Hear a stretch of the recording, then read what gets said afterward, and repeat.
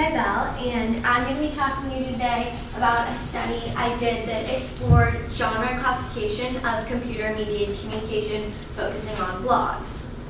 So, as we all know, computer-mediated communication represents all these new uses of languages that are really just from the last decade. Things like instant messaging, Facebook, Google+, Twitter posts, everything we've been talking about really are new, and one of the things that people have run into with these new forms of communication is what genre should we classify all these language uses. So you may be asking yourself, why is it even important to classify language use into certain genres?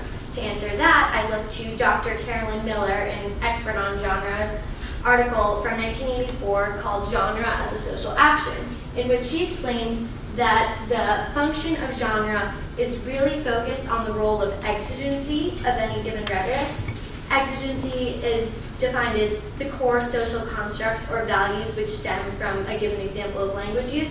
And as Miller explained, genre illuminates the recurring rhetorical situations that allow readers and writers to identify the similarities between works and then define exigency based on the knowledge they've built up of all these recurring rhetorical situations. So as we can see, the classification of genre really is important for CMC since it is so new and we are starting to understand it. Getting its exigency is just as important, and genre will help us to do that. So for my study on genre of CMC, I focused on blogs because they are such a big part of the CMC we see these days, and because I myself am an avid blog reader. I have my own blog and I read them a lot, so I'm very interested in them. And Naomi Barron, who some of the other presenters have talked about already, in her book Always On, devoted an entire chapter to blogs. Brief history, they were developed in the late 1990s. The original term was weblog, and they were originally just lists of other websites that the poster found interesting and then directed you towards. Now, of course, they've expanded much far beyond that. And Barron notes that she sees nowadays blogs as more of a tool for the poster's goals rather than a platform for the poster's opinions, which is just, I think, a very interesting statement about the genre of blogs that I will, again, reference later. So Barron mentions in her chapter a study done in 2005 by Professor Susan Herring on blogs, and through that study, Herring and the students she worked with determined 3 blog genres. The first being topical or like news or political blogs. The second, personal journals or diaries, which are a lot of the ones done by particularly females of a younger age. And then the third being knowledge or expertise blogs, any type of blogs that have someone claiming to be an expert on a subject giving information on that. And I think these 3 blog classifications, personally, I believe that these are too general. I think there are too many different rhetorical situations which could fall into each of these 3 categories. And the problem with that is it eliminates that ability for readers to identify exigency if the rhetorical situation is too broad. So that's where my study comes in. The goal of my study was to potentially prove the need for a more specific set of genres in which to classify blogs through a very close rhetorical analysis of 2 blogs currently classified as belonging to the same genre. So what I did was I took a look at 2 different blogs that are live blogs, meaning they have currently updated posts, both on home decor. They would happen to fall into the current genre based on Herring's genres of expertise blogs, because they're giving knowledge on home decor, but there are also a lot more general posts in each of these blogs that do tie back into home decor, but around things like friends, holidays, general feelings like that. Both of these blogs are also connected to a commercial website run by the authors of these blogs, which I think is a very interesting connection to Barron's point about how blogs have become more of a tool rather than just a platform. One salient difference between these two blogs is their target audience. And their target audience really has to do with the audience of their commercial websites. Whereas the audience for one of the blogs is a more wealthy adult people. The other blog I looked at, which I'll get to in a second, was geared directly towards college and high school students. And it's all about decor for dorm rooms, actually, interestingly.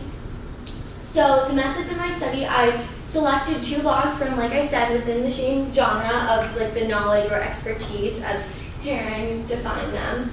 And I did 2 different types of analysis. I did some qualitative or individual text analysis, looking at the posts and reading them and going through them by hand of each blog to really determine the tone, the rhetorical style, and looking at the form and visual content.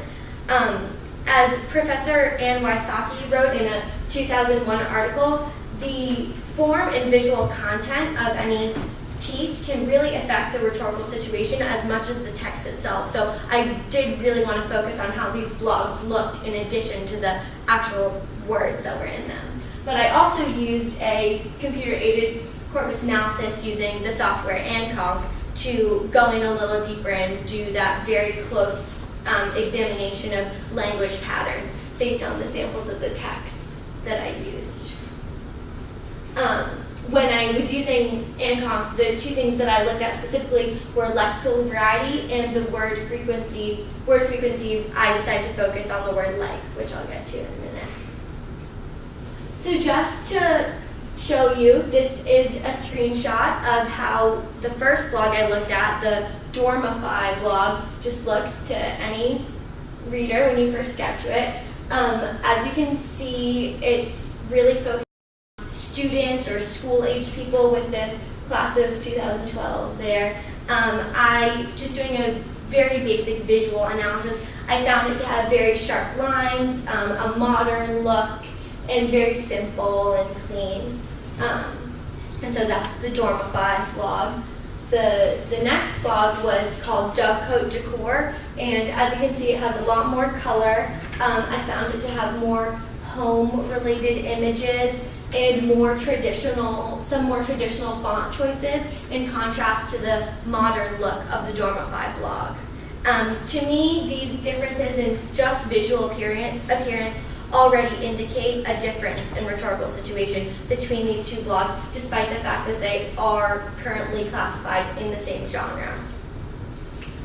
So next, I did a bit more qualitative analysis without going through Anconc because, like Lindsay had said in her presentation, some of the things in Anconc are more difficult to see just because of the way they're separated out. So I started off by just looking at the blog's taglines, which didn't show up as well in Anconc, but I could see with my own eyes. The Dormify tagline is "Style Your Space," which I thought gave very much a reference to the individual. It's talking about you, and it uses the word style, which is a noun, as a verb, as a direction, which is an interesting way to do that. It's also very short and to the point. On the other hand, the Dovecote Decor blog's tagline, "All the best to feather your nest," I picked out some keywords from there, such as I thought the word best gave a qualitative tone there. I thought that brought up the idea of wealth, and when it comes to home decor, saying something is the best, that implies maybe something more expensive or finer goods, something like that. Then also the phrase "feather your nest," to me that I really thought of the nest as a home. I thought of mothering, very family values is what I got from that. Then I also looked at the authorship. For the Dormify blog, there were actually 13 different authors, so posts are not all by the same person. Dormify hires many different individuals to write their blog posts, and the different authors are all college or high school students, whereas the Dovecote Decor blog has just one author writing all the posts, and she is an adult, and she's a college graduate. She's actually a graduate from Duke. Another thing I looked at just on my own, looking through posts without using Anconc, was the titles of some of the posts, because that's the first thing you see on both blogs. That's in bold, and you have to click further to actually read the post. So that is really what is supposed to be catching the audience's eye. And I found a lot of different elements in the Dormify titles that I thought really gave a lot of information about the style and the tone and the rhetorical situation in general. For example, there were abbreviations and acronyms such as feelin' with an apostrophe there. The title was Feelin' a Little Lucky. And DIY, which stands for Do It Yourself. The title was DIY Sorority Gifts. I thought those things implied youthfulness and informal tone, and it's something that we see in textisms and instant messaging conversation as well. The most interesting thing to me that I saw in a Dormify title was the use of other CMC language, the pound or hashtag or whatever you want to refer to it, pound over it. The title was actually Valentine's Day, pound over it, so let's take that as you will. But anyway, that's not the point. The point is the hashtag there is, as you all know, it's a Twitter symbol. And on Twitter, the hashtag means emphasis, and it also means a link to another page. On the Dormify website, this hashtag did not link to anything else, but I believe that it still gave that phrase emphasis. And to me, that really showed audience and author recognition of Twitter, indicating a familiarity with CMC, which I think says a lot about the tone and the rhetorical situation. The Dovecote Decor titles, on the other hand, were much longer than the Dormify post titles, and they gave a lot more fact detail. It was less emotion, more specific. So, for example, one of the posts was called LA 2012, just giving very specific information there, and then High Point October 2012. Those are just snippets of much longer titles. I took them out. It would say, for example, High Point October 2012, trunk show at such and such place. So longer titles with more fact detail, less emotion, less feeling, less style really in there. And then as I mentioned before, the final part was my qualitative analysis was looking over all the visual content. Next, I moved on to do quantitative analysis using AntConc. I took 15 randomly selected Dormify and Dovecote posts. I actually just did the 15 most recent from the time that I started. And as you can see, the Dovecote posts go back a lot earlier than the Dormify posts. This is just because, first of all, Dormify, the website, was started later than Dovecote, but also because Dormify has many more frequent posts, so there was no need for me to go back as far. As you can see, another difference I noted was the average words per post. Dormify's was only in the 400 range, whereas Dovecote was in the 700 range, much longer posts, which is just an interesting, another difference. So next, using AntConc, I looked at the lexical variety of the various posts. In Dormify, as you can see, out of total 7,015 words, the word variety was 1,973, which is a 28%, and then in Dovecote it was it was higher at 32%. So just a 4% higher there. Not a difference that I would say is an extremely high indicator of anything, but a difference all the same. Because this difference wasn't as large as maybe I would have liked, I decided to go further and look into specific word frequencies as a further use of my corpus on AntConc. So I started off by looking at which words showed up most that I considered on the Dormify blog that I considered as informal words, youthful words, anything that would give that rhetorical situation that I had already started noticing from that blog. And I noticed the word like. Like is the 36th highest used word and was used 26 times. And the reason that the word like really caught my eye was because of an article that we read in class by Tagliamonte and Dennis that talked about the word like as it relates to verbal usage of languages rather than written. These two linguists really see like as being used more frequently in recent years and more frequently by youths. So that is where I focused on like. I then looked at the frequency of like in Dovecote, and that was only used 14 times and was rated 76, so much lower, which again followed what I already determined about Dormify being much more informal, much more youthful rhetorical situation. Tagliamonte and Dennis actually did not only look at the phrase like, but they were really focused on the phrase be like, which is a quotative phrase, and like you could use it for instead of said. A lot of youths have been using that in texting and instant messaging language. And I did look for that in Dormify in the concordances of like, and as you can see here, it does say be like in 2 places. However, that use of be like, the what it will be like or what your future school will be like, that is not actually the quotative be like that Tagliamonte and Dennis were talking about. And while I do recognize that difference from Tagliamonte and Dennis, I still think that just the fact that it appears twice here where it doesn't appear at all on the Dovecode Decor site shows that it is a common phrase amongst people of this age. Perhaps these posters, you heard it used from their peers as a quotative, and thus that's why they're familiar with it, and thus that's why it shows up more often than not at all in the Dovecode. So while I do recognize the difference between the be like here and the Tagliamonte and Dennis be like, I still think it is worth noting. Also, I just want to note here the misspelling of the word there. It looks like they're all looking up at you. That's a typo.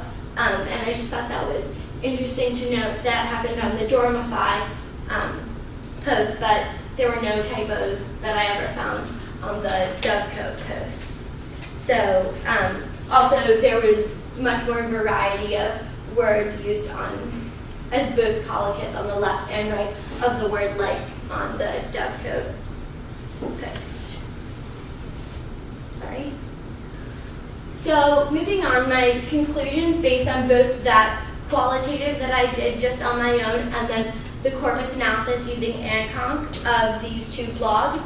I do think that both blogs, referring back to Barron's statement about tools versus platform, blogs now being used more as tools versus platforms, both blogs really do focus on a reader or audience that would be the consumer for their products. And I think that has a lot to do with how they have created their rhetorical situations. The tone, the style, the visual images on each blog really do appeal to a certain type of audience. And as I said earlier, that is the audience that would be buying the products on the separate sites attached to each of these blogs.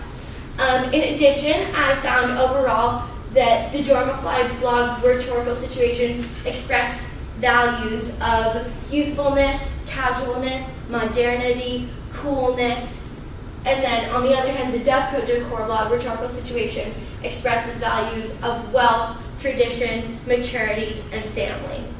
And those completely different sets of values are what I came up with from both my qualitative and quantitative analysis of posts from each. And based on that, I really do believe that since they are such different rhetorical situations, these 2 blogs belong in different genres. Overall, the importance of a study like this, as I said, was a tentative study, it's a small study, and it is so difficult to come up with new genres for things, but my goal here was just to illuminate the fact that new genres are needed for these types of computer-mediated communication. And it is only when rhetorical situations of any text, blogs, posts, any type of computer-mediated communication are most accurately classified into genres that readers have the best mental resources to determine those text exigency. And as Mila explained, that really is the most important part of any text, its exigency. So that's the genre.